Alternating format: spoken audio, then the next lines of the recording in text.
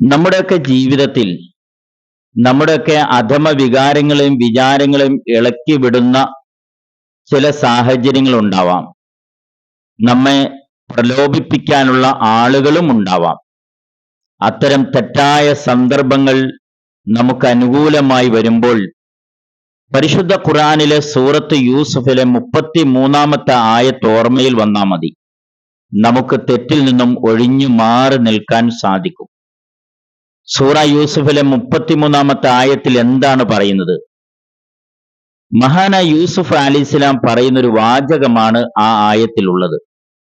ഖാല റബ്ബി അസ്സിജ്നു അഹബ്ബു ഇലയ്യ മിമ്മാ യദ്ഊനനി ഇലൈഹി.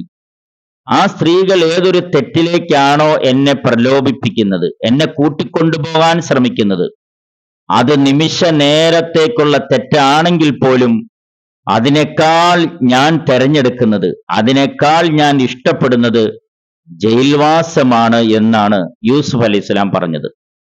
ഈ അർത്ഥം വരുന്ന ആയത്ത് ഓർമ്മയിൽ വന്നാൽ തെറ്റിൽ നിന്നും നമുക്ക് ഒഴിഞ്ഞു മാറി നിൽക്കാൻ കഴിയും. സുലേഖയും സുലേഖയുടെ കൂട്ടുകാരികളും യൂസുഫ് അലൈഹിസ്സലാമിനെ മോശമായ അവിഹിതമായ തെറ്റിലേക്ക് ക്ഷണിച്ചു.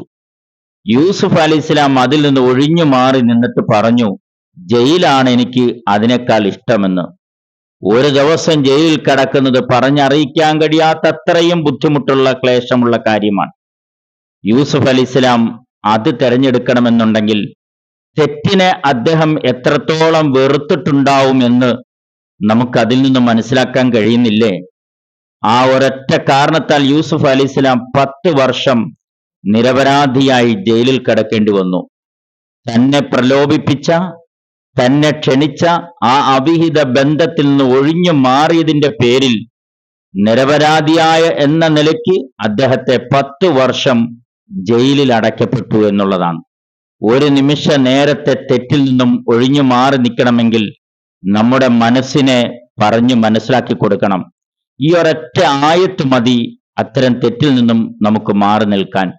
അള്ളാഹു അതിനുള്ള തൗഫീഖ് നൽകട്ടെ.